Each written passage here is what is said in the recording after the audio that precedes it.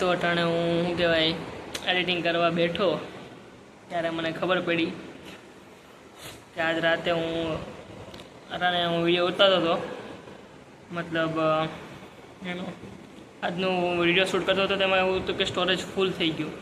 એની માટે હું ડિલીટ કરતો હતો. તેમાં ભૂલથી મારાથી શું કહેવાય કાલના વ્લોગનું બધું ડિલીટ થઈ ગયું અને હવે મને ફોટો ગૂગલ ફોટોમાંય નથી મળતું અને જે ગેલેરી હતી એમાં બી ડિલીટના સેક્શનમાં મને ફોટો કે વિડીયો કંઈ મળતું નથી.